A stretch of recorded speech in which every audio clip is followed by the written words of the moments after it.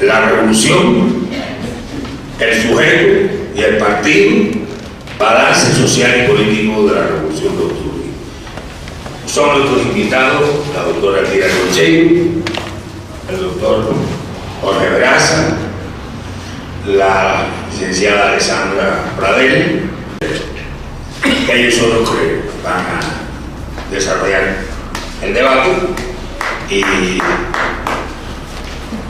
vamos a seguir ahora.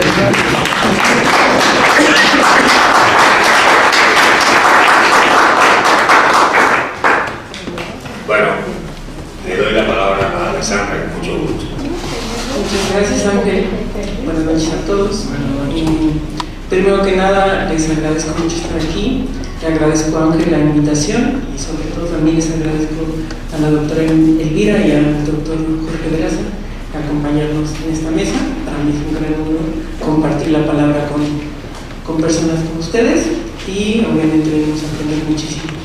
Me presento antes, como comentaba Ángel, yo soy Alessandra Pradell, soy editora, pero además también participo en una organización política y en esta ocasión, además de parte de la cooperativa editorial Viandante, vengo a nombre de mi organización.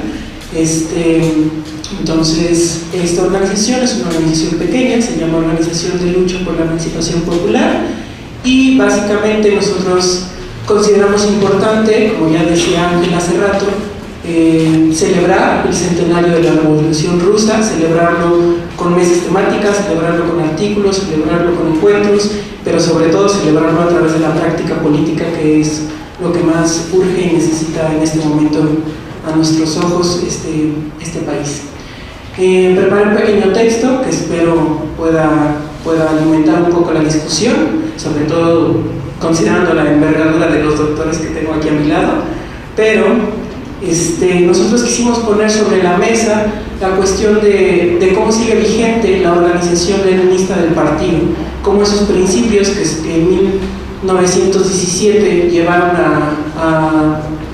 a los bolcheviques y a todas las clases oprimidas en Rusia al poder, fue gracias a partir de una estructura organizativa que se tenía bien claro y que iba en contra de en ese entonces algo que Lenin, otra de sus grandes aportaciones, calificó como el imperialismo, ¿no? Una fase del capitalismo.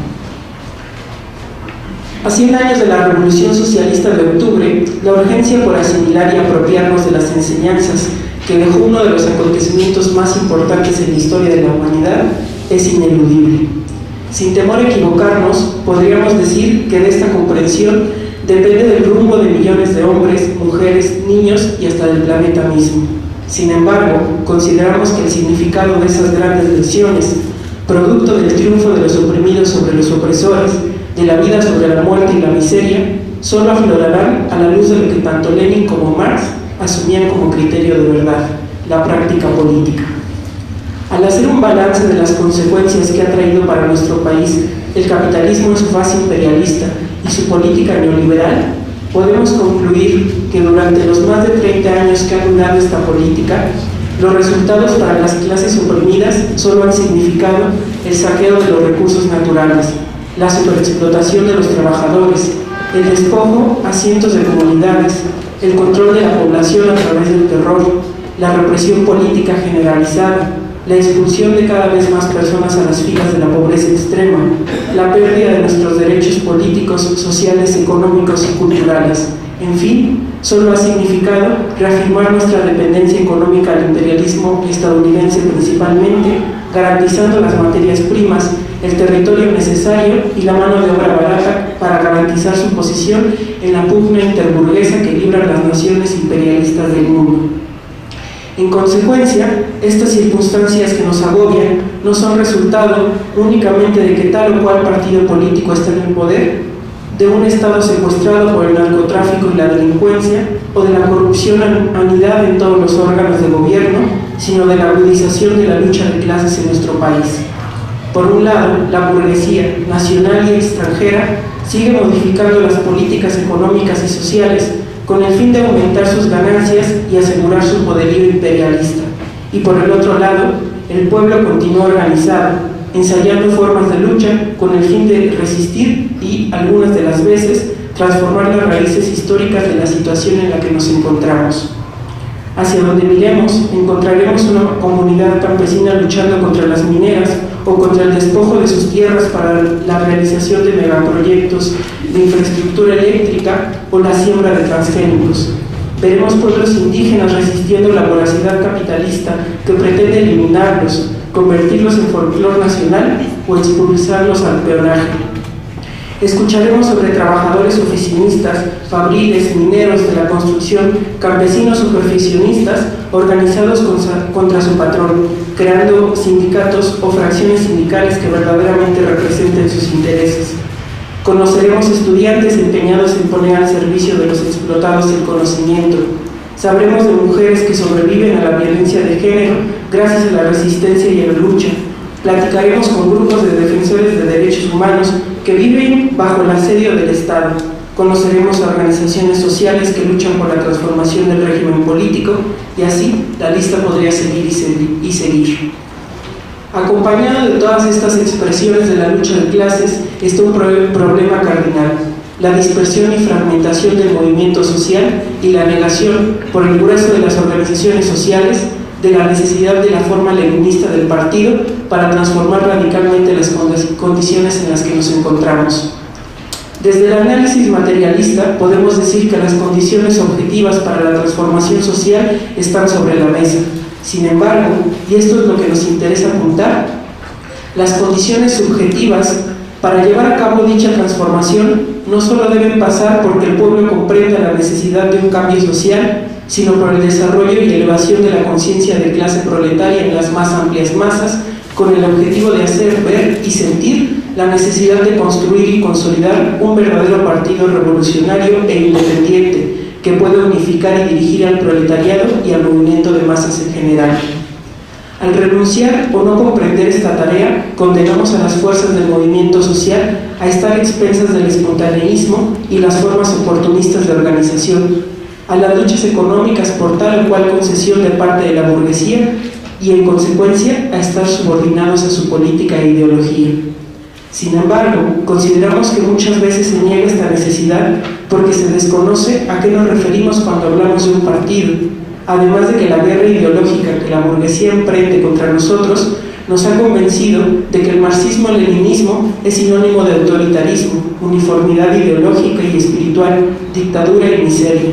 Por esta razón, nos queremos dar a la tarea de reemplazar la propuesta leninista del partido como núcleo organizador de la lucha por los intereses históricos del proletariado y como arma principal contra el imperialismo. Cuando Lenin comienza a desarrollar en la teoría y en la práctica la forma organizativa del partido, estaba enfrentándose a algo que no está muy alejado de nuestra realidad. Aunque había una cantidad considerable de grupos políticos que trabajaban con los obreros y los campesinos, la mayoría de ellos estaban supeditados a las formas espontáneas de lucha de las clases oprimidas y realizaban su actividad bajo lo que él llamaba los métodos artesanales de trabajo. Debido a que uno de los fundamentos del capitalismo es la contradicción entre el trabajo y el capital, es decir, que el capital solo aumenta con la explotación del trabajador y el robo de su trabajo, la clase trabajadora se encuentra en una permanente tensión con los capitalistas. Es a través de las luchas gremiales principalmente que los obreros buscan mejorar las condiciones bajo las que venden su fuerza de trabajo, por lo que esas luchas están condicionadas más por la fuerza de la burguesía que por la educación política de los trabajadores, es decir, son luchas espontáneas que responden a cierta arbitrariedad en algún gremio o fábrica. Aunque Lenin aceptaba la necesidad de este alimento espontáneo en la lucha de clases, ya que lo veía como el germen de la conciencia de clase proletaria, advertía acertadamente que aquellas organizaciones que sometían su trabajo a la lucha meramente económica estaban condenando a la clase proletaria a no superar sus luchas espontáneas y, en consecuencia, a perpetuar el régimen capitalista de apropiación de la riqueza. Por esta razón, afirmaba que la organización debía incorporar lo que él llamaba el elemento consciente, es decir, compañeros profesionales de la organización que realizaran labores de agitación y propaganda con el fin de elevar el nivel de conciencia política de la clase trabajadora, la cual le permitiría destruir el régimen social que los obligaba a venderse a los burgueses. Es así como Lenin señalaba que el desarrollo de la conciencia política entre los obreros no podía venir únicamente del ámbito de sus relaciones con los patrones, sino del ámbito de sus relaciones con todas las clases sociales entre sí y con el Estado. Sin embargo, para que esto fuera posible, era necesario que las organizaciones que trabajaban únicamente en el ámbito de la influencia obrera tuvieran contacto con otros grupos políticos que hicieran su labor en cualquier otra clase de la sociedad que fuese afectada por las políticas económicas y sociales impuestas en ese momento por el régimen zarista. También decía que era necesario que crearan un plan sistemático para un periodo relativamente prolongado que le permitiera al movimiento obrero abandonar la tendencia espontaneísta y, en consecuencia, que fuesen capaces de organizar las diferentes partes del trabajo político. En pocas palabras, debían abandonar los métodos artesanales de trabajo.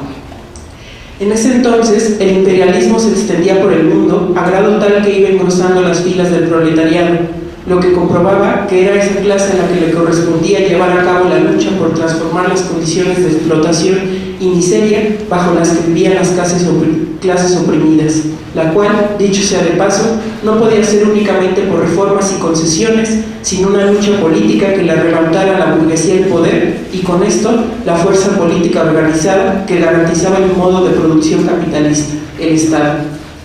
Sin embargo, los bolcheviques sabían que la magnitud de esta tarea no era posible sin una organización de revolucionarios profesionales que diera rumbo y estableciera las tareas a seguir con base en la teoría de la revolución proletaria en la época imperialista, el marxismo-leninismo. Mucho se dijo en ese entonces acerca de una organización de ese tipo, que no representaba el sentir de las masas, que significaba optar por formas de organización antidemocráticas que imponían sus intereses particulares, que estaba alejada de las bases, etc. Pero los revolucionarios socialistas de ese entonces se encontraban convencidos de que esa organización, a la cual llamaron partido, reunía en un todo indivisible la ofensiva en nombre del pueblo entero en contra del gobierno burgués y terrateniente, que esa lucha era de largo aliento, por lo que se requería un grupo de dirigentes estable que asegurase su continuidad, que conforme más clases se iban incorporando al movimiento de masas, más urgente era esa organización que permitiera unificar y organizar el trabajo para garantizar el triunfo de los intereses de la clase proletaria, que debía reunir a aquellos socialistas dispuestos a transformarse en dirigentes y organizadores políticos profesionales, preparados por una larga práctica e instruidos bajo la teoría marxista revolucionaria, que debían vencer la inercia y la indiferencia del movimiento, la indiferencia política del movimiento espontáneo, que tenían que situarse por encima de los intereses momentáneos del proletariado para elevar a la masa la comprensión de sus intereses históricos, que se debía hacer de la clase obrera una fuerza política independiente, que no estuviera a la cola de la política burguesa y que tenían que luchar contra el oportunismo, su afán seguidista del movimiento espontáneo y sus reivindicaciones posibles y aceptables para el capitalismo. Tal vez a estas alturas algunos de ustedes se preguntarán: ¿y esto qué tiene que ver con nuestras circunstancias? Para poder comprender la importancia y necesidad de la forma organizativa del partido, se debe tener comprensión de las clases sociales que conforman el movimiento social. A diferencia de la Rusia de ese entonces, el número de proletarios que hay en nuestro país es mucho más grande que la pequeña burguesía y, por principio, que la burguesía. Y cada una de esas clases tiene objetivos distintos que muchas de las veces no corresponden a sus intereses históricos, sino a la clase que ideológicamente aspiran a ser. De aquí se desprende que las formas de lucha de las diferentes clases que están involucradas en el movimiento social sean variadas. Existen sindicatos, cooperativas, organizaciones de derechos humanos, centrales obreras y campesinas, federaciones de estudiantes, colectivos de trabajo, organizaciones políticas independientes, partidos políticos pequeñoburgueses, grupos intelectuales, etc. Y cada una de estas se ha planteado, en el mejor de los casos, tareas y objetivos a cumplir para lograr la transformación de nuestra sociedad. Sin embargo, muchas otras, debido a su propia composición de clase y al desconocimiento de la historia de lucha de los pueblos, siguen repitiendo lo mismo que hace 100 años. Siguen trabajando sin vinculación efectiva con otras organizaciones del movimiento de masas. Se activan únicamente en coyunturas y responden solo a la lucha espontánea. Creen en la posibilidad de humanizar al capitalismo a través de reformas. Llevan a cabo su actividad sin un plan sistemático y a largo plazo en el que se establezca un método de trabajo que permita no repetir los errores cometidos. Rehuyen a la verticalidad y la centralización bajo una falsa idea de democratismo. Eluden la necesidad de la toma del poder político como si el curso de la historia fuese un cúmulo de buenas intenciones y no producto de la lucha de clases, o cuando la aceptan, se adhieren a partidos políticos que no buscan elevar el nivel de conciencia política de las masas, sino subordinarlas a sus intereses de clase, en lugar de trabajar en la formación política de la gente que permita la construcción de una alternativa política real al capitalismo. En resumidas cuentas, evaden su responsabilidad hacia el movimiento de masas bajo pretexto de diferencias ideológicas, como si los principios de la teoría revolucionaria y de las leyes del movimiento de masas, como si la lucha metódica y permanente fuese producto de la fantasía de dictadores y no del estudio científico de la realidad. Es en este sentido en el que podemos advertir que el partido no es la única organización de las clases oprimidas, más bien forma parte del movimiento de masas, pero es la forma superior de organización de clase del proletariado, porque al convertirlo en una fuerza política independiente, le permite tomar el poder político y cumplir sus intereses históricos, los cuales han de garantizar la supresión de la explotación del hombre por el hombre, la subordinación del hombre al capital y la libertad política y social de todas las clases oprimidas del capitalismo. Por este motivo, el partido debe ser la vanguardia de la clase proletaria, una vanguardia que actúe conforme a la teoría revolucionaria, al materialismo histórico y a las enseñanzas de la historia de lucha y organización de los pueblos oprimidos del mundo, con el objetivo de darle orientación general, determinar la línea de trabajo de las organizaciones y centralizar la dirección de lucha del proletariado. Es a través de esta labor que el partido es realmente parte de la clase trabajadora. Si por alguna razón llegase a perder el trabajo directo con las masas y sus organizaciones, dejaría de ser partido en el sentido leninista y se convertiría en un grupo de individuos que, en el mejor de los casos, solo tendría buenas intenciones, pero en el peor, terminaría velando únicamente por sus intereses. Pero esta división entre la vanguardia y las organizaciones de masas no debe escandalizarnos.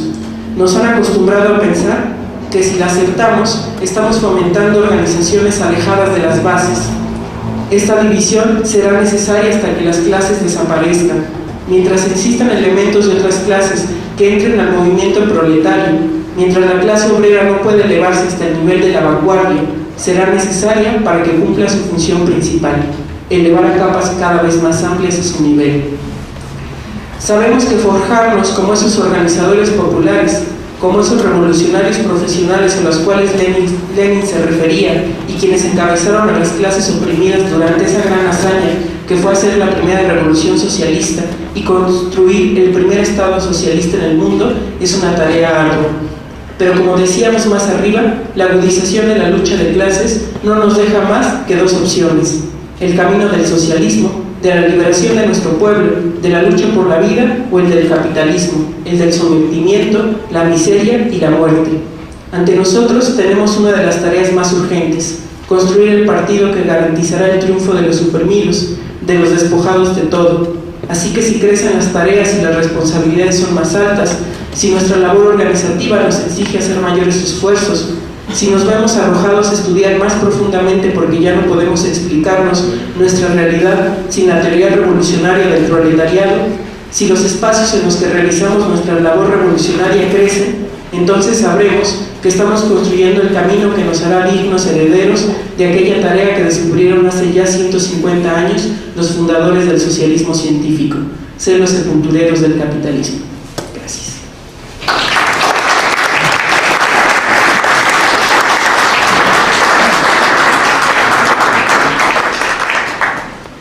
Le agradezco mucho a Alessandra por su contribución muy humildemente sobre esta polémica reflexión, como cualquiera que se haga sobre temas como estos. Lo que no me cabe duda es que sin organización, sin disciplina, sin una acertada combinación de centralismo y democracia, es imposible organizar a los revolucionarios y organizar a la masa para transformar la realidad, o sea, para hacer la revolución. Muchas gracias, Alessandro. Tiene la palabra Jorge.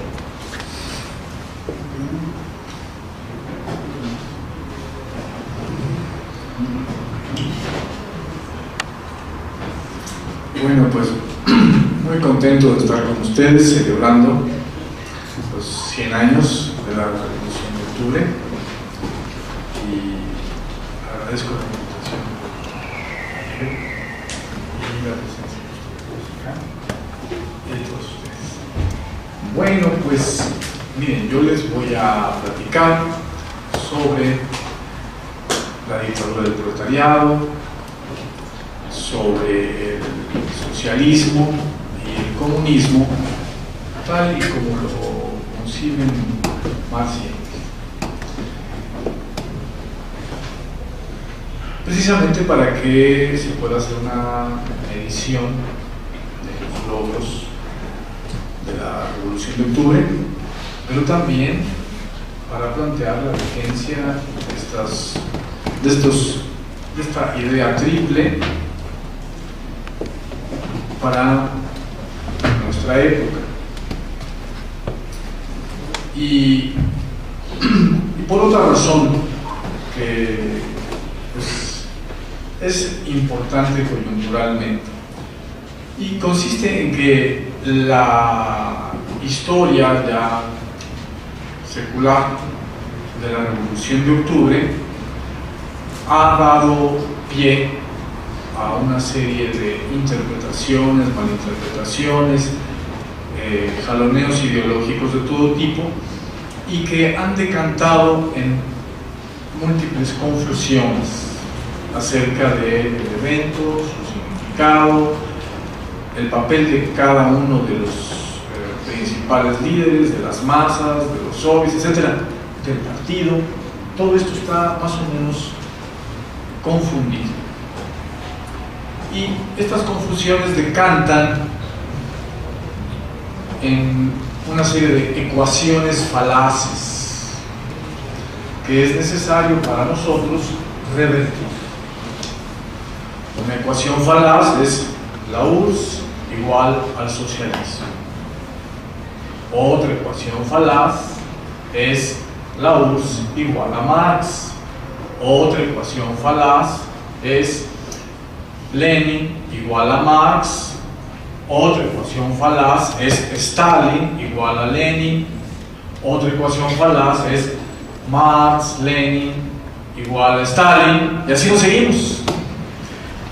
A veces son ecuaciones falaces, vamos a decir simples, y otras veces una serie de ecuaciones que hacen toda una cadena.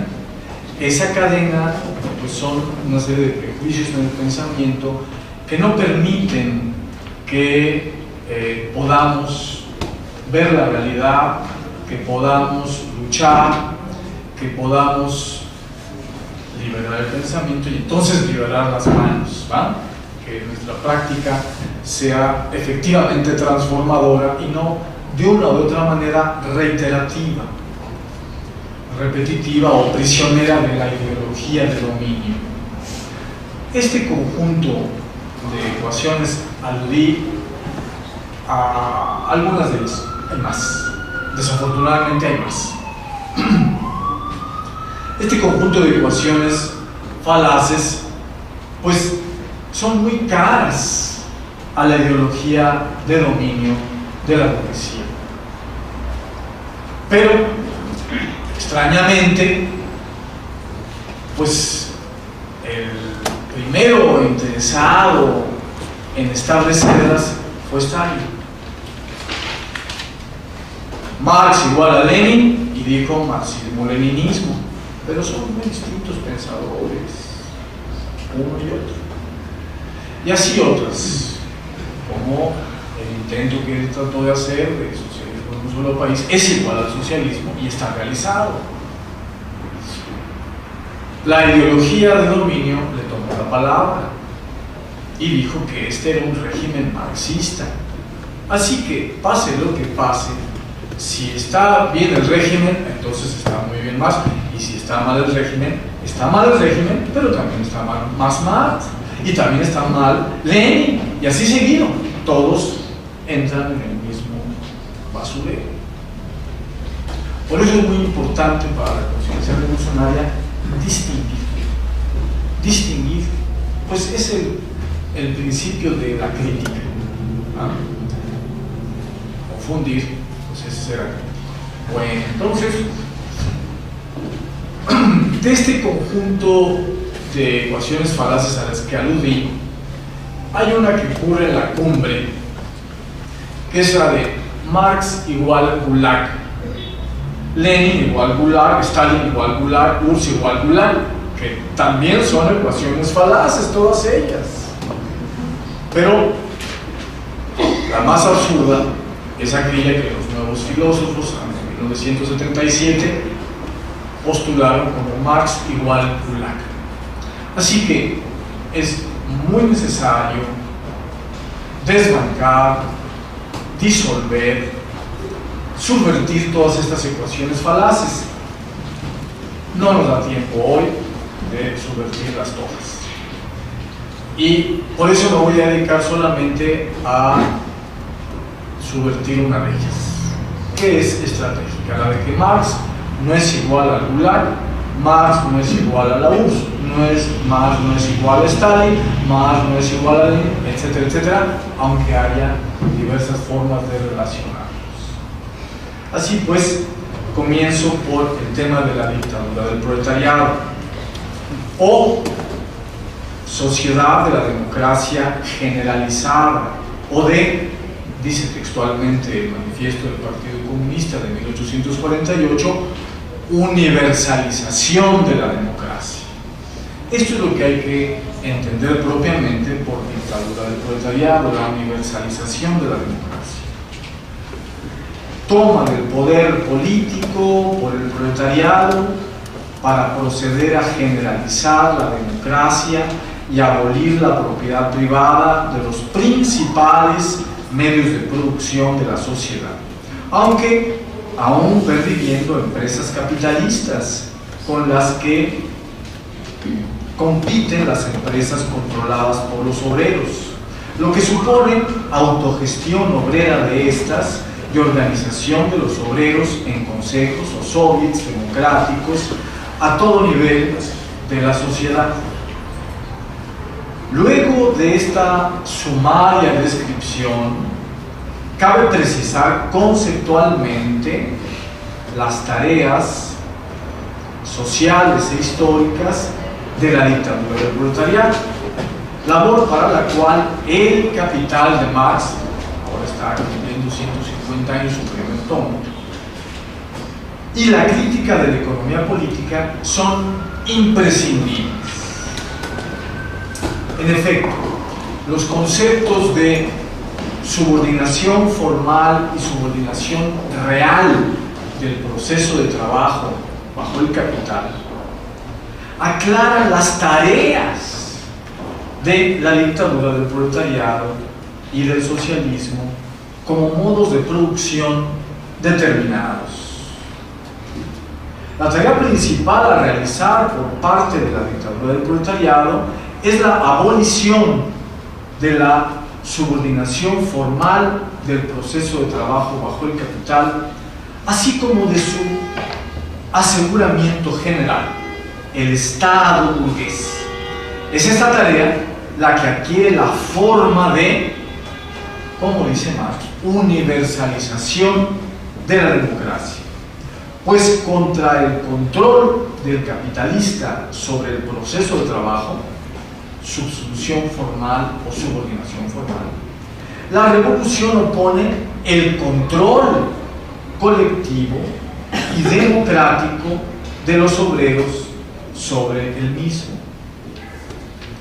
Y contra el Estado burgués, la revolución opone una forma de gobierno que la Comuna de París inspiró porque lo esbozó, no porque lo realizara a la perfección, sino porque lo esbozó, basado en la democracia a todo nivel, tanto representativa como directa, y la fácil remoción de los funcionarios políticos con sueldos tasados como el de los obreros, según su trabajo. Formulación de Marx en la Guerra Civil en Francia de 1872. Se trata de implantar, en vez de la subsunción formal del proceso de trabajo y del Estado capitalista, la subsunción formal del proceso de trabajo y del metabolismo social, todo bajo la humanidad social. Textual, dice así Marx, nombra este concepto de humanidad social en la tesis 9 sobre Ludwig Feuer. Por eso, esta tarea tiene la forma resaltante de una labor política, toma de poder político y ejercicio de la libertad y voluntad proletaria, también a nivel de la dirección y control del proceso de trabajo. Este evento político global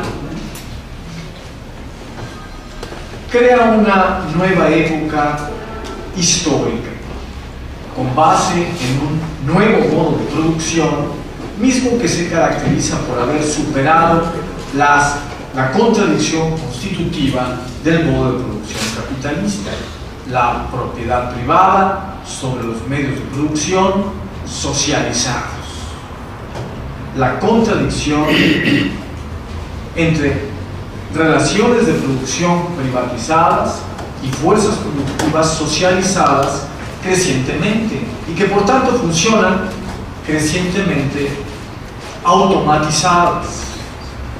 En efecto, el nuevo modo de producción se basa en las fuerzas productivas socializadas como sistema automático de máquinas, pero se encuentra por los obreros democráticamente controlado, por los obreros democráticamente organizados y por la sociedad democrática. En lo fundamental, la relación de producción privatizada se ha abolido y prevalece la relación de producción socializada y por tanto democrática. De tal manera, la forma de propiedad social está en correspondencia con las fuerzas productivas socializadas, contenido inmediato del modo de producción. Ahora bien, la destrucción de la subsunción formal del proceso de trabajo bajo el capital y de la forma de Estado y de política global correspondientes que caracteriza a la sociedad proletaria de democracia generalizada es una dictadura del proletariado sobre capitalistas, sobre la clase capitalista que aún sobrevive después de la toma del poder político por el proletariado. Y es una sociedad de transición, pues todavía se explota plusvalor a la clase obrera en las empresas capitalistas que perviven. Sobrevive. Lo mismo que en la sociedad socialista. Sobrevive aún la ley del valor y el mercado sigue en pie al lado de una economía obrera planificada democráticamente. Véase para este último punto el Capital, capítulo primero, el parágrafo 4, el fetichismo de la mercancía, donde aparece este tema. En esto estriba la diferencia histórica del nuevo modo de producción obrero democrático respecto del régimen de la burguesía. En efecto, la clase burguesa desarrolló su modo de producción creciendo económicamente en innúmeros puntos al interior de la sociedad feudal, implantando en cada nueva empresa la subsunción formal del proceso de trabajo bajo el capital, pero sin poder tomar el poder político global de la sociedad, arrebatando del Estado a la aristocracia feudal, mientras que tomó el poder político de la burguesía muchísimo tiempo después, 2, 3, 4 siglos después. Mientras que cada obrero no es propietario privado de una empresa obrera, sino que controla como clase toda la producción, y cada empresa las controlan democráticamente los obreros y en ella trabajan directamente. De ahí que la fundación del nuevo modo de producción económica y global inicia en la dictadura del proletariado, no con un acto económico como en el caso de la burguesía al interior del feudalismo, sino con un acto político de derrocamiento de la burguesía fuera, sacándola fuera del Estado y con la apropiación de la máquina estatal por los obreros organizados. Este acto político fundacional, con implicaciones económicas o económico él mismo, en gracia a su carácter global o que determina a la sociedad desde su cúspide hasta su raíz, este acto político fundacional es más o menos violento dependiendo de la correlación de fuerzas y de la resistencia de la clase burguesa, su policía y su ejército. Pero la violencia no se generaliza, sino que es detenida al paso del desarrollo de la democracia representativa y de la democracia directa, ambas imprescindibles para el ejercicio del poder de la clase obrera. Mientras que la democracia representativa apenas es un instrumento a veces útil, pero no forzoso para el ejercicio del poder de la clase burguesa. La democracia representativa sí es un aspecto forzoso para la dictadura del proletariado. Y por su parte, de suerte que las condiciones de libre discusión permanente y prensa se garantizan para que toda la clase obrera pueda participar efectivamente en el control del poder estatal y de todas las instancias de la sociedad. Y por su parte, las restantes empresas capitalistas en manos de la clase burguesa, recuérdese, y hay que asumirlo, siguen funcionando, y solo a través de un proceso de convencimiento y emulación van reconvirtiéndose en empresas obreras.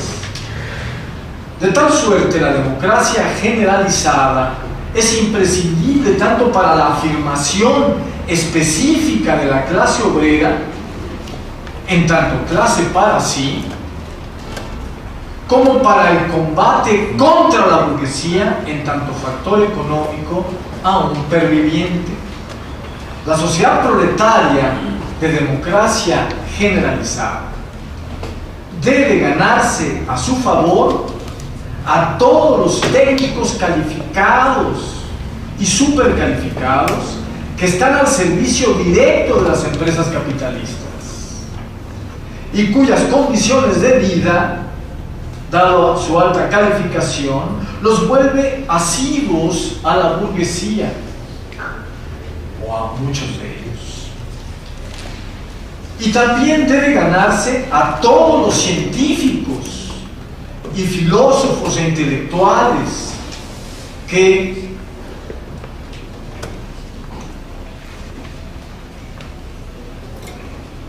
y demás trabajadores intelectuales de la sociedad que no son explotados directamente en los procesos productivos capitalistas, pero que la burguesía logra poner a su servicio y en su favor. Esta doble labor esencialmente democrática deriva del hecho de que el modo de producción capitalista específico, maquinístico, gran industrial o de subsunción real del proceso de trabajo bajo el capital desarrollada requiere de la ciencia, la filosofía y el arte como instancias imprescindibles para la producción social mercantil capitalista. Así que las capas poblacionales encargadas de tales labores son imprescindibles para la vida de la sociedad y no necesariamente han desarrollado la conciencia de clase proletaria que les corresponde.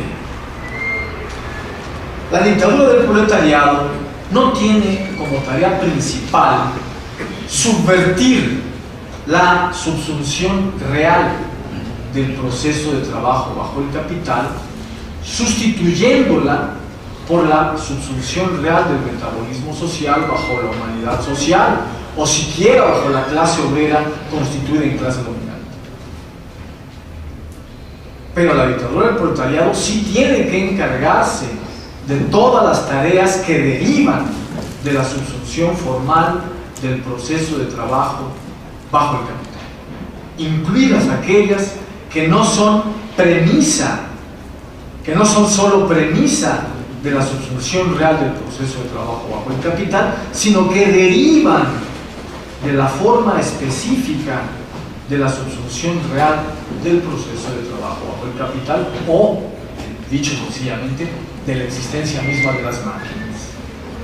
Tareas tales como la estructura poblacional que la pone en movimiento, es decir, el ejército de técnicos calificados, los científicos, filósofos y artistas antes aludidos, la organización democrática generalizada de la sociedad es el principal instrumento a tal efecto, pues la democracia directa resulta atractiva para los técnicos supercalificados en vista de no recibir órdenes arbitrarias de sus patrones, carentes de ética o de sabiduría operativa, mientras que la democracia representativa y todas las libertades civiles y políticas que le son inherentes a esta son imprescindibles para el ejercicio práctico político del pensamiento de toda la sociedad, en particular de toda la clase obrera, y singularmente de este segmento suyo, técnico, supercalificado y científico, filosófica y artísticamente formado. De tal manera, la constitución cultural, política y económica del nuevo modo de producción depende de, tal y como resume el manifiesto del Partido Comunista. Yo estoy extendiendo el manifiesto, resume tajantemente. Dice, depende de la universalización de la democracia, efectiva y por tanto no solo directa, sino representativa. Y no solo representativa, sino directa. Combinación concreta al interior de la cual prevalece el dominio de la democracia directa por sobre la democracia representativa, toda vez que se trata de que la clase obrera como un todo domine efectivamente a toda la sociedad y no que lo hagan sus representantes o sus partidos. Se trata, en fin, de la dictadura del proletariado y del campesinado dirigida por el Partido Comunista, pero de ninguna manera de la dictadura del Partido Comunista o de cualquier representante o líder partidario o burocrático por sobre los obreros y los campesinos. Esta es otra ecuación falaz que hay que desbancar. Dictadura del proletariado y del campesinado dirigida por el partido no es lo mismo que dictadura del partido sobre el proletariado y sobre el campesino.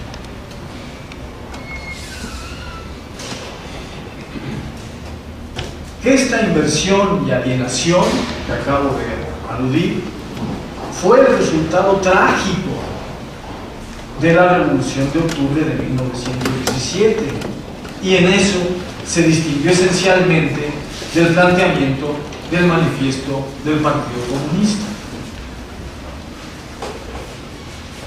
La tarea histórica de la dictadura del proletariado concluye al lograrse la abolición completa de la propiedad privada sobre todos los medios de producción de la riqueza social, y con la plena realización de la democracia generalizada, por los que son de la instauración de la subsunción formal del metabolismo social bajo la clase obrera. Pero la dictadura del proletariado, al acabar con la burguesía completamente, abole simultáneamente a la clase obrera y al Estado. A partir de estos logros, la dictadura del proletariado se abole a sí misma para dar nacimiento a la sociedad socialista.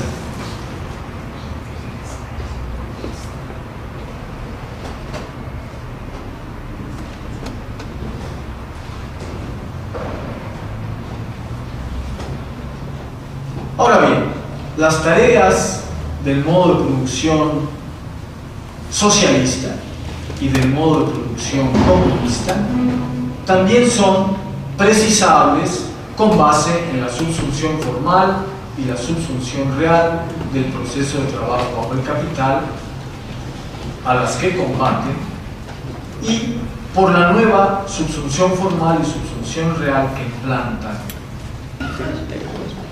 Bueno, entonces me salto un poquito y entro directamente a... ¿Si hay tiempo? 5 minutos.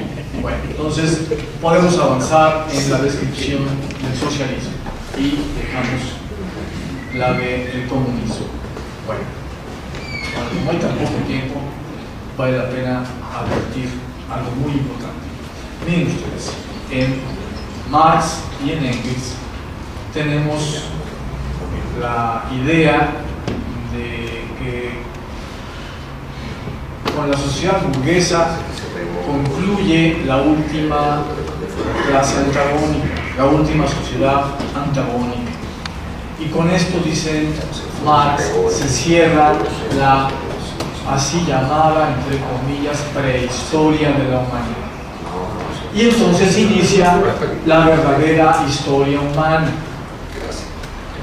Ahora bien, esta verdadera historia humana presenta tres grandes modos de producción: el que inicia la dictadura del proletariado, un segundo modo de producción, el socialismo, y un tercer modo de producción, el comunismo, como dije antes. Pero es muy importante tener claro que se trata de tres etapas, de tres modos de producción bien distintos, con tareas precisas. Por eso me importó tanto el especificarlas, porque desafortunadamente están confundidos. Muchas veces se confunde dictadura del proletariado con socialismo. Ayer nos comimos una etapa. Dos etapas se hicieron una, y dos tareas muy distintas históricamente, con temporalidades distintas, quedan fundidas, fusionadas. Esto desafortunadamente lo encontramos en primer lugar en 1917 en el Estado de la Revolución de Lenin. Este es el gran aporte que hace Lenin en el Estado de la Revolución.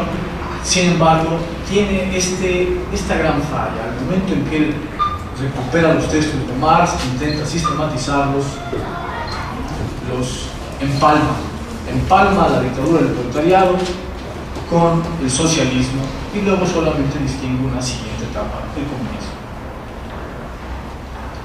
Y esta confusión de tres etapas, fundiéndolas en dos, ha durado durante todo el siglo XX, y XXI. Por eso, a los 100 años de la Revolución Rusa, yo creo que una de las cosas que hay que hacer es restablecer la diferencia, restablecer la distinción entre estas grandes tareas que tiene el proletariado y la humanidad. Todavía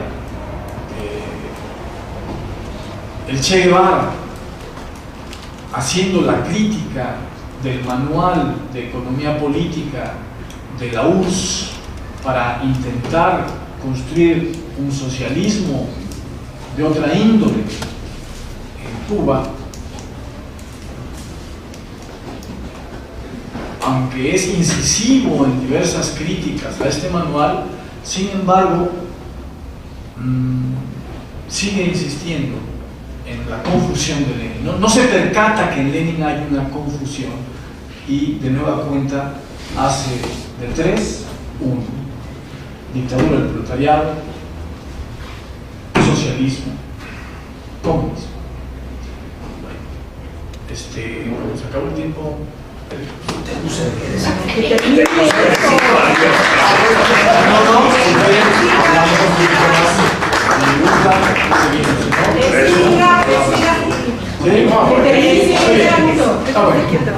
Entonces, otro poquito los entretengo.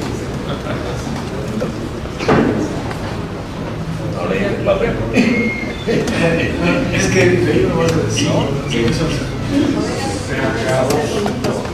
Bueno, el socialismo. Si la dictadura del proletariado tiene fundamentalmente una tarea política global y política de base, ¿no? A nivel de los soviets de cada fábrica. Es una tarea fundamentalmente política. La tarea del socialismo es fundamentalmente económica y técnica. Desarrollar las fuerzas productivas automatizadas como núcleo de una economía socialista, o de su tarea es subsumir realmente el metabolismo social bajo el socialismo, bajo la humanidad social. Desarrollo social, político y cultural propiciado por el desarrollo de fuerzas productivas adecuadas a la gestión socialista de la sociedad, hasta lograr la automatización completa de la producción y la reconversión de todas las fuerzas productivas capitalistas en fuerzas productivas de la humanidad, sin subsunción real del proceso de trabajo bajo el capital, ni subsunción real del consumo bajo el capital. Sí que con un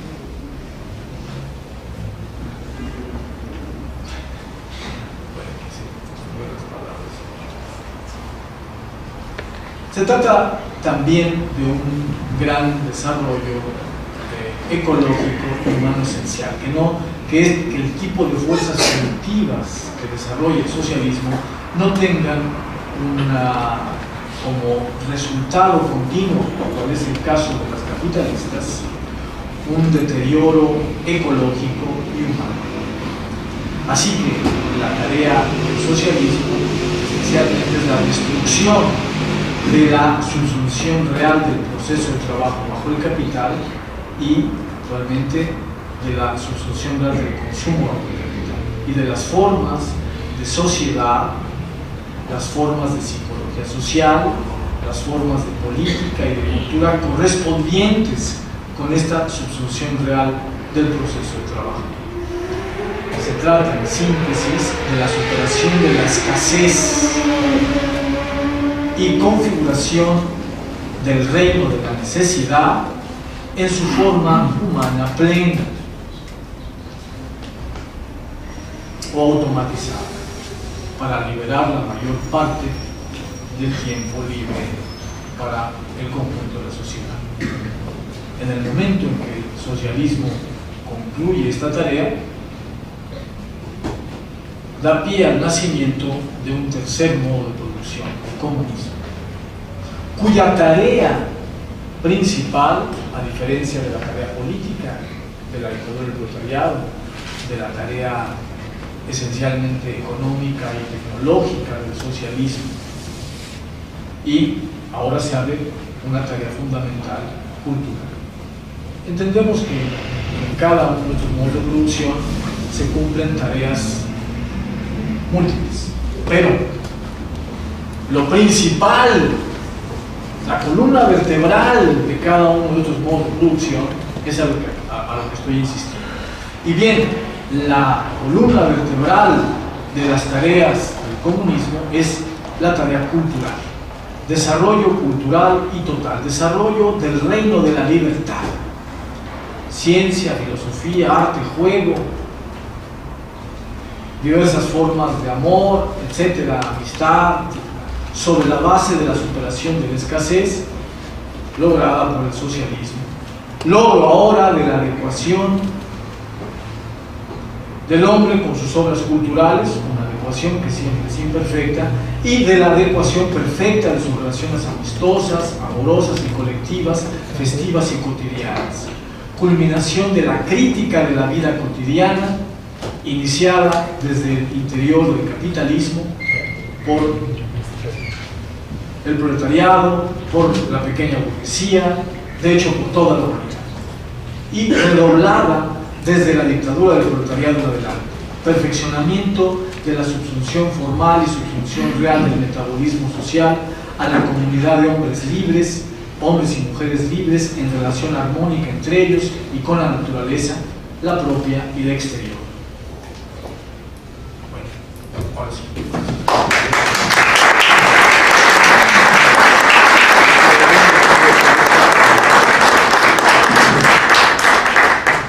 Bueno, pues un agradecimiento especial al doctor Jorge Veraz, y ahora vamos a darle la palabra a la doctora Elvira Conchella.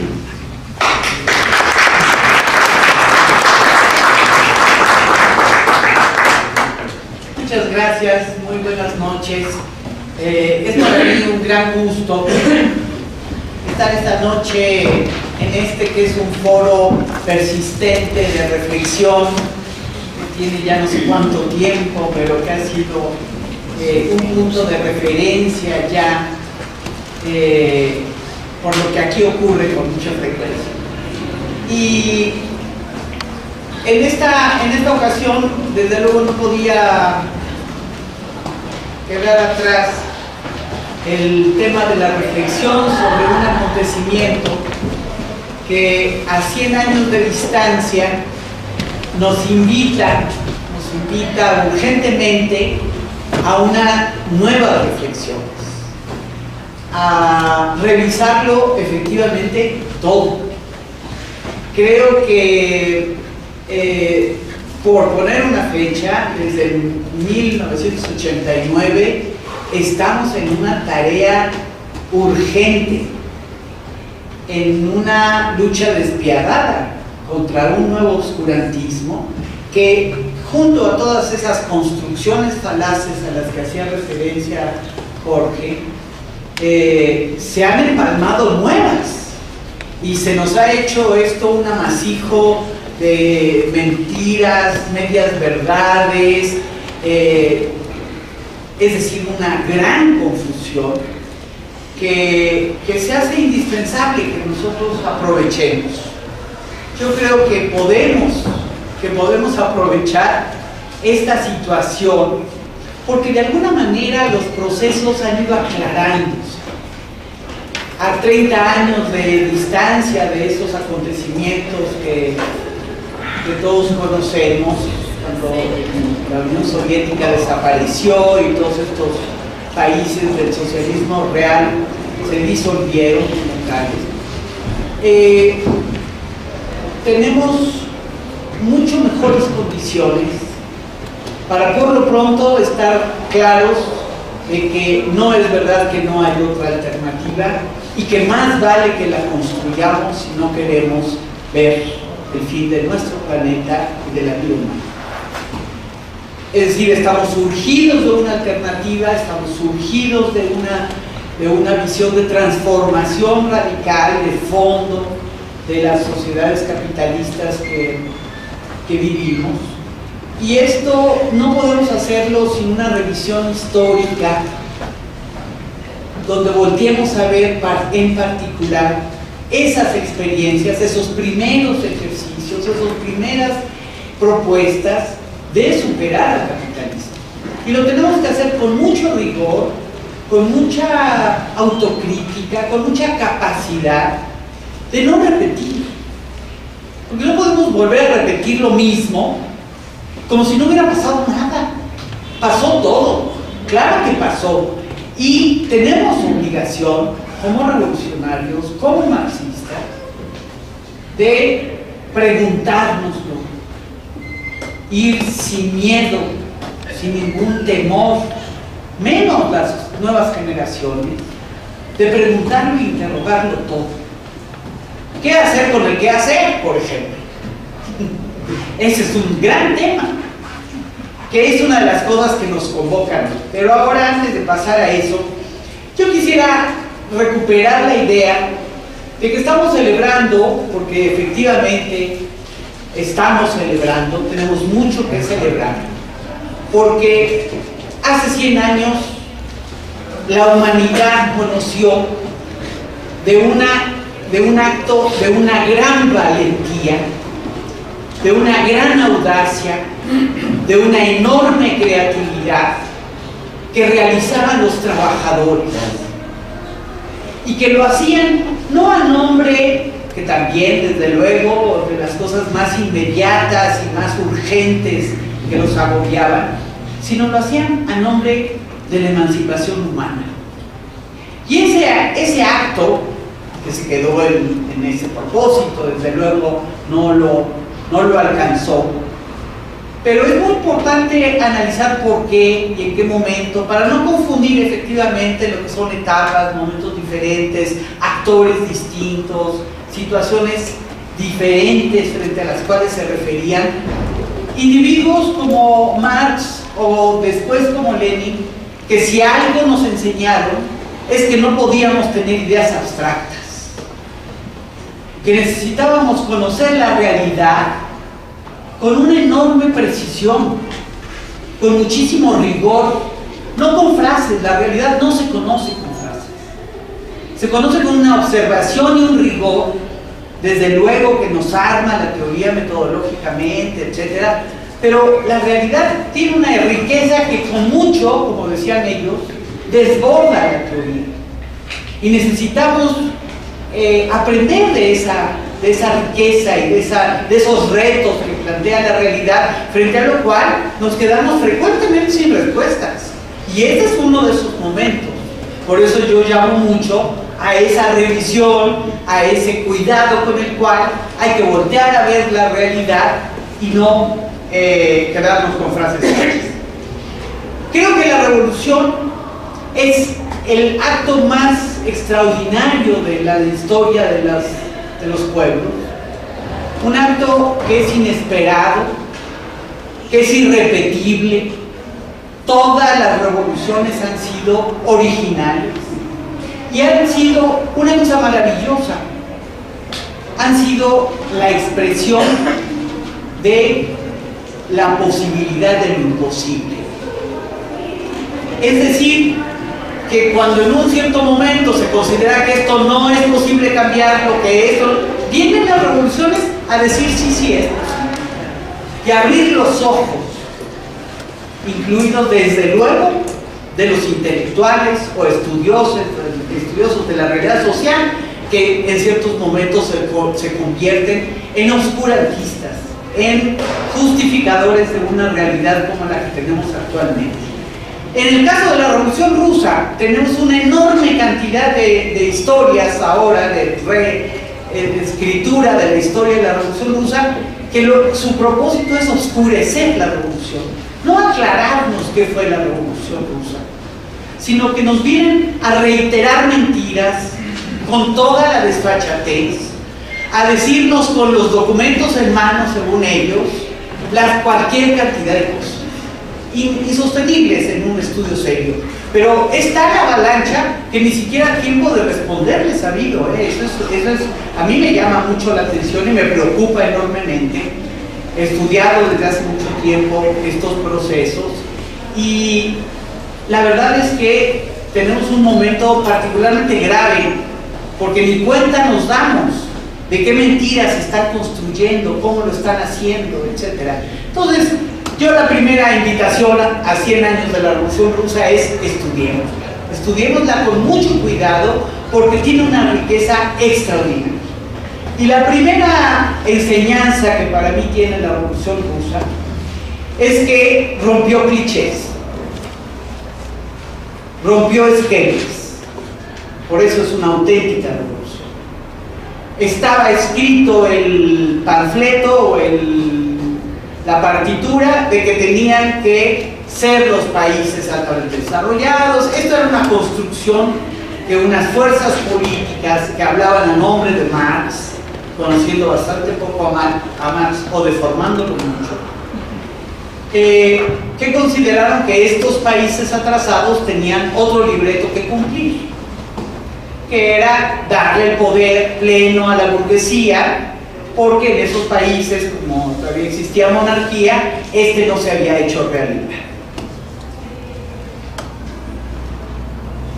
La verdad es que la historia concretita de la Revolución Rusa habla de que en un cierto momento esa burguesía de carne y hueso rusa tomó el poder. Lo toma en febrero de 1917, pero para venir a ser un desastre en un país que ya era un desastre después de años de guerra. Y sobre esto montan una situación de crisis, de caos social. ¿Por qué? Porque mantienen sus intereses, y sus intereses estaban en la guerra. Sus intereses estaban en un sistema económico mundial en el que estaban peleando insertar a Rusia. Venían desde hace años haciéndolo. Y este esquema era un esquema que no iba para el desarrollo de Rusia, que no contemplaba las buenas condiciones de la población rusa, sino la explotación sin fin de la población y de los trabajadores rusos y de sus bienes. Por eso están metidos en esa guerra, en la aspiración de sumarse al carro de otra potencia que medio los defienda de este saqueo, etcétera, etcétera. Bueno, de todas estas contradicciones que sabemos que ocurrieron en la Primera Guerra Mundial y que tienen a ese país en el desastre. Creo que hay que partir de ese hecho para explicárselo demás. Yo no puedo partir de que hubo un partido que llegó y dijo cómo hacer las cosas.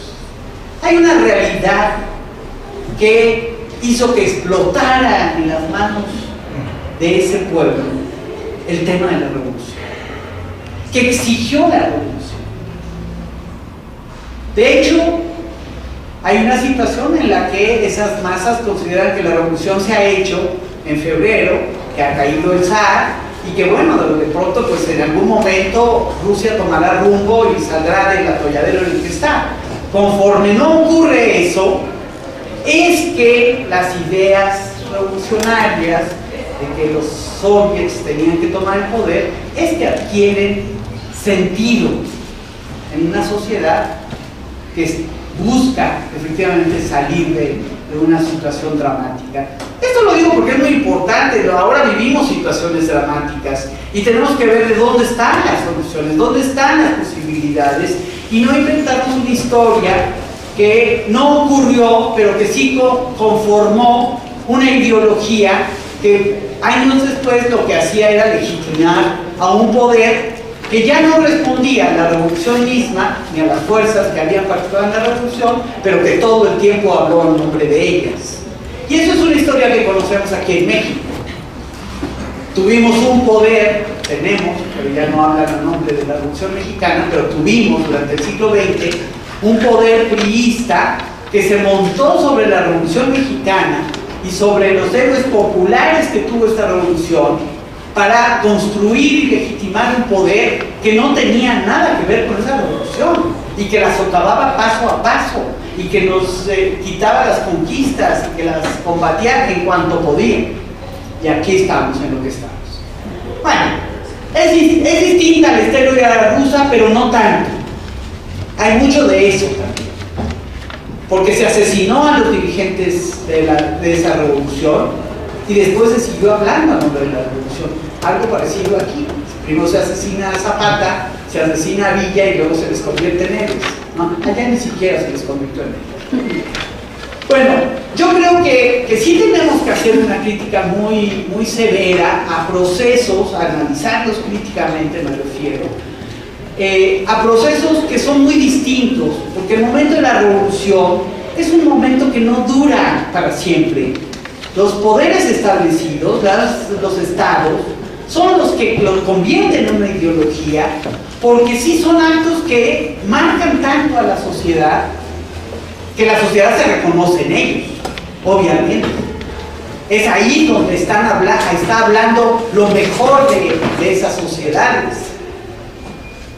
De tal manera que esos estados que necesitan la legitimación, como todo estado, recurren por mucho tiempo a hablar a nombre de ellos. Bueno, yo creo que la Revolución Rusa terminó relativamente pronto. Ya en 1921, el líder de esa revolución, Lenin, hablaba de que mal harían los revolucionarios, o hacían muy mal los revolucionarios, de empezar a escribir la revolución con mayúsculas y considerar que éstas podían durar eternamente. Y que había momentos en que los revolucionarios tenían que hablar de que esas tareas revolucionarias no eran factibles o habían acabado y comenzaban procesos de otra naturaleza y dice específicamente de naturaleza reformista. Bueno, él está hablando de un momento en el que en Rusia van a dar marcha atrás en muchas medidas, justamente porque no es un asunto de voluntades, ¿verdad? Y a reconocer que, fíjate, Jorge, que eso es muy interesante, porque el reconocimiento de Lenin de que Rusia para 1921 tiene en juego 5 modos de producción simultáneos es la complejidad de esa revolución y que puede explicar su fracaso, o por lo menos el que se haya tenido que detener, ¿no? Siempre la realidad nos presenta ecuaciones mucho más complejas. Sería más fácil que dijéramos, pues sí, acá hay un momento en donde cumplimos esto, luego es otro, pero ¿qué haces con una sociedad como la rusa, en donde hay patriarcado y no lo has podido eliminar, hay producción mercantil simple y te es vital porque es la vida de millones de campesinos, ¿no? Y otra que ya es la instauración que había hecho el zarismo de un capitalismo de Estado y formas socialistas, en fin, ya se te revuelve todo y la complejidad de la vida te exige muchísimo más. Por desgracia, porque la historia también cuenta eso, que tenía esa gran lucidez, se muere, como sabemos, Lenin poco tiempo después, y comienza un proceso mucho menos interesante, por desgracia, en donde esas complejidades no son las que juegan, sino un voluntarismo que obligaba, por tanto, a la construcción de un Estado autoritario. Porque cuando hay que forzar la realidad, para eso sirve tener policía, tener ejército, cuando hay que forzar procesos. Y eso es lo que ocurrió en la Unión Soviética, y esa es otra historia, digo yo, que no es la que estamos celebrando hoy, por cierto, que habría que analizar en su tiempo y en su momento, cuando nos convoquemos a eso. Pero hoy estamos hablando de otra cosa, de un momento en donde efectivamente aquel mundo se destruyó, y se destruyó de una manera política sumamente creativa. Y a eso me detengo en los minutos que me restan.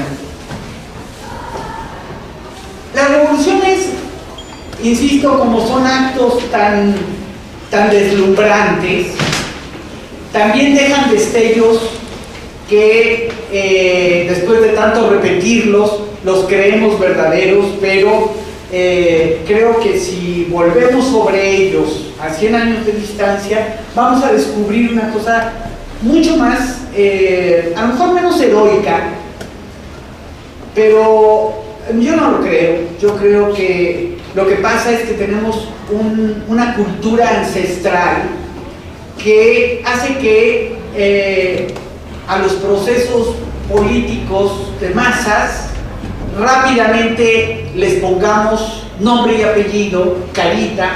Entonces ya tienen su líder, ya tienen su dirigente, ya tienen sus siglas, pero esta masa enorme que es la responsable realmente de hasta dónde llegan las cosas y qué rumbo toman, estas son unas masas anónimas que con mucha frecuencia borramos del panorama. Entonces es más fácil contarnos la historia rusa a través de una organización y de unos cuantos nombres, ¿no? Lenin, Trotsky, Stalin, Bukharin, una media docena, que además, curioso, prácticamente hemos logrado colar una mujer por ahí con mucha dificultad, voluntaria, pero nos cuesta un trabajo cuando es un proceso que empezó con una huelga de mujeres, ¿no? Y donde las mujeres juegan un papel fundamental porque los hombres están en las trincheras, ¿verdad? Y están armados, y están desgastados, y están en el hambre.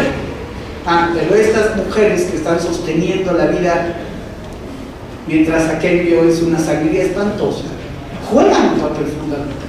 Esa historia habrá que contarla algún día como debe ser, ponerla en el sitio que tiene, porque no lo hemos logrado. Este año, por cierto, fue cuando más circuló estas noticias de esa huelga obrera que desata la revolución de febrero de 1917. Pero todo el tiempo las mujeres jugaron un papel fundamental. Y este está borrado por una sociedad que es patriarcal, por una dinámica política que es absolutamente machista, etcétera, etcétera. Pero eso no quiere decir que en ese acontecer de los hechos no hayan estado y de una manera muy destacada. Por poner un ejemplo de las muchas cosas que se ocultan en los procesos y que es fundamental que nosotros rescatemos, porque si queremos transformar la sociedad, tenemos realmente que entender que no son unos cuantos individuos, ni una organización destacada y autonombrada vanguardia la que va a hacer la transformación. Aquí jugó un papel muy importante el partido político, porque el movimiento obrero que se había originado a mediados del siglo XIX, en vida de Marx, ese movimiento descubrió la forma partido. Efectivamente, los partidos eran una porquería antes de mediados del siglo XIX, es decir, eran clubs de unos cuantos, porque están expresando la política como una cuestión de élites, de unos cuantos. Y de élites dominantes. De élites dominantes, así es, esa es la política en el siglo XIX. Hasta que irrumpe un movimiento de masas, de miles, de millones de individuos que vienen a romper esas reglas y la rompen fundando partidos, entre otras cosas, fundando partidos que lo que quieren es mostrar que la política es asunto de todos y no asunto de las élites estas destacadas y gobernantes o dominantes. Por eso la construcción del partido a mí me parece una de las cosas que tendríamos que estudiar con mucha seriedad, con mucha profundidad, para ver a qué respondió y por qué hoy está en crisis. ¿Saben por qué?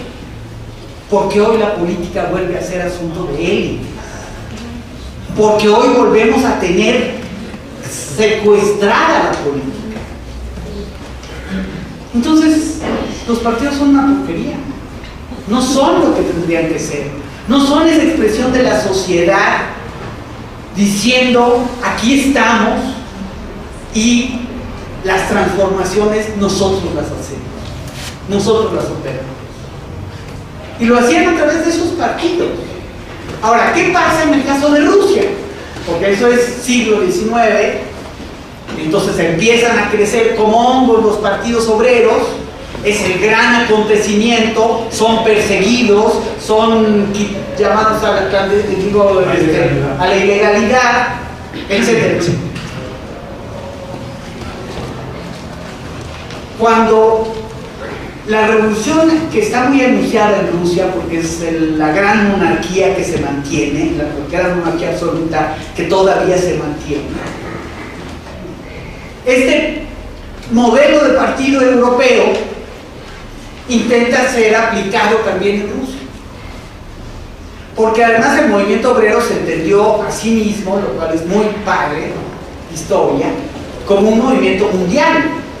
¿Por qué? Porque hay trabajadores en todo el mundo, porque eso es lo que está creciendo, eso es lo que se está desarrollando, se está haciendo efectivamente global en un sistema económico como el capitalismo. De tal manera que sus formas, pues aunque eran todos los partidos, eran diferentes, de alguna manera están en el intercambio de cuál es el mejor, cuál es la forma más idónea del partido.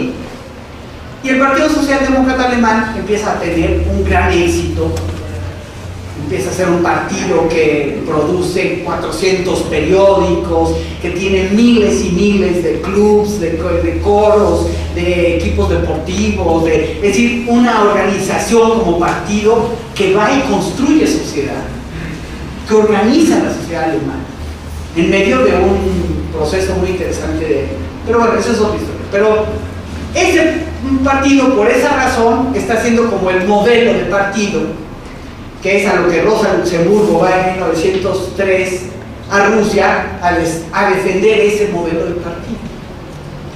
Y hay una parte irredenta, rebelde, que está diciendo: yo tengo que pensar con mi propia cabeza. Por eso es la peor paradoja que pudo haber producido la historia, es que el pensamiento de Lenin se trata de copiar. Porque si habría que copiar algo de Lenin, es que no hay nada que copiar en la vida, que hay que crearlo, que hay que voltear a ver la realidad y a partir de la realidad aprender de ello. Y eso es lo que ellos estaban haciendo. ¿Y qué aprenden? Pues que en 1898 el partido construido bajo el modelo alemán estaba todo en la cárcel. Claro, porque viven en una sociedad represiva como no tiene ningún otro país europeo. Entonces, claro que se necesita un partido diferente. Pero para Rusia de 1903, por favor. Entonces sí habla Lenin en el qué hacer de un partido de revolucionarios profesionales, cosa que no volverá a hablar después de 1905. ¿Por qué? Porque después de 1905 ha ocurrido una gran revolución en Rusia que cambió toda la situación y que esa persecución ya no tiene todas consigo, no puede tenerlas, y que las masas han irrumpido en Rusia y han inventado algo que se llama Soviet, que es una creación maravillosa, producto de una clase obrera concretita, que tenía, donde estaban las fábricas, su vivienda, su territorio. Entonces había territorio obrero, donde están las fábricas. Se va a la vuelta a la fábrica, se forman soviets, y ese soviet tiene dominio territorial. El apoyo solidario de todo. Además de todo el entorno. De tal manera que ese soviet no es solamente un consejo de fábrica más, como tantos otros que en todos lados los obreros han construido, sino órganos de poder territorial. Eso fue una creación propia de Rusia. Es lo que dice Lenin, esto ocurrió nada más aquí. Esto es diferente a todo lo que ha ocurrido en otros lados. Entonces el partido obrero es totalmente transformado. Esa historia ya no la contó el estalinismo. Que después de 1905 y de 1906, el partido bolchevique se transforma radicalmente. Y se transforma radicalmente, entre otras cosas, porque tuvo una fuerte escisión que se encantó tanto con la lucha armada de la Revolución de 1905 que sigue en la lucha armada después de 1906. Y que Lenin dice: ¿pero de dónde?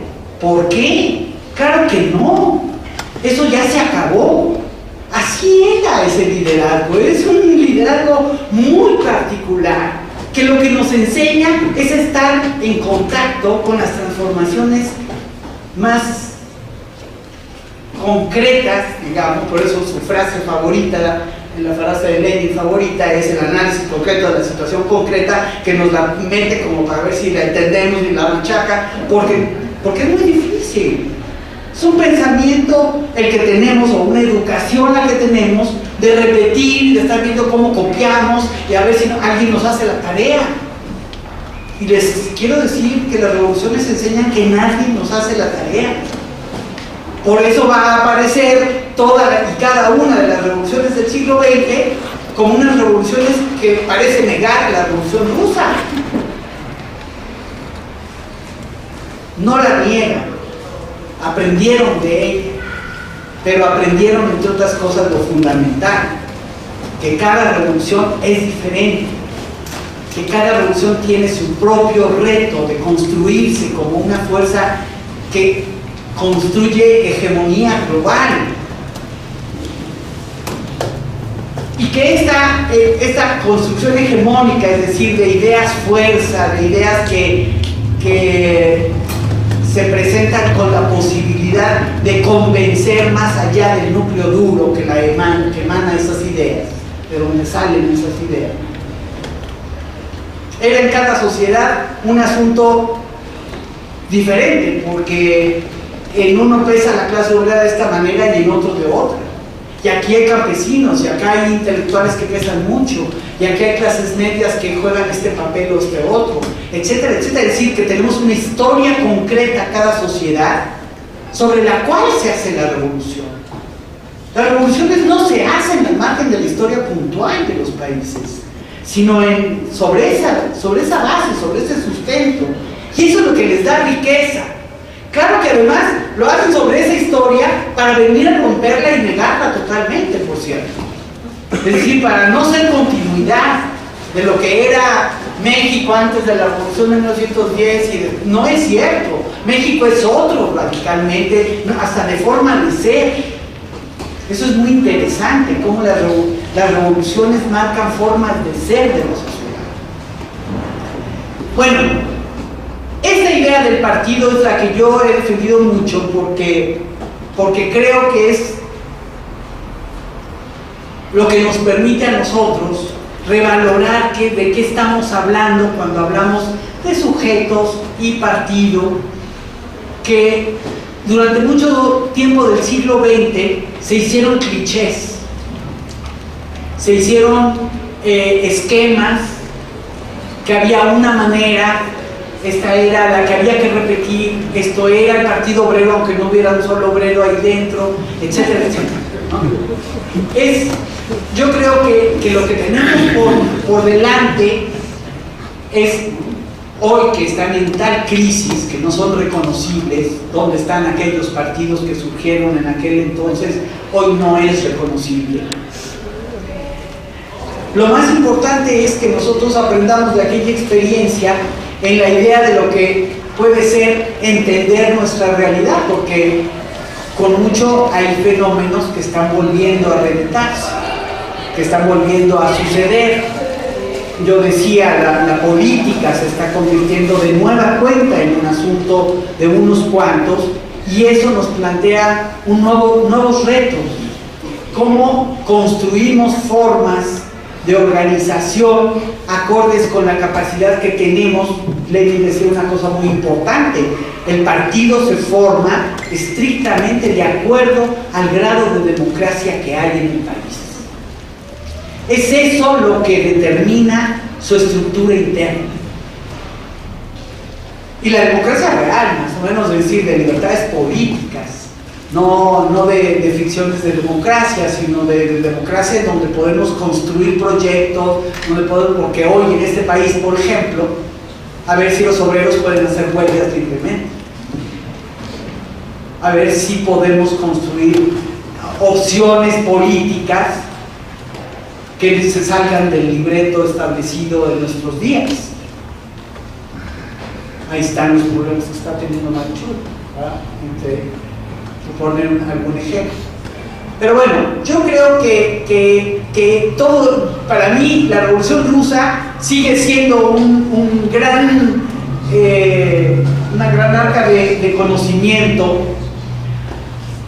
que nos obliga, insisto, a volver a mirarla puntualmente. Ahí está su riqueza, ahí está su valor y también su actualidad, porque así como cambió el siglo XX, la propia revolución, el final de esa y cómo ocurrió ha marcado nuestro siglo. El tema de la organización política es un tema que tenemos que discutir muy a fondo. Tiene muchísimo que aprendérsele, al mismo tiempo que nosotros pudiéramos contribuir, y creo que deberíamos contribuir en ese tema con las nuevas realidades. Muchas gracias.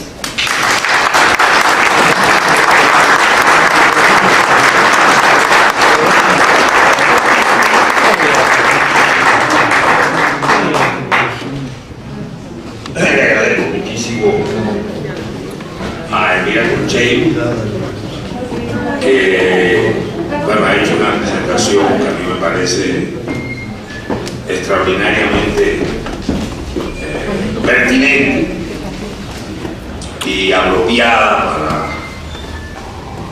un aniversario 100 de la revolución más importante del siglo XX y probablemente, si no el acontecimiento, uno de los acontecimientos más grandes y más influyentes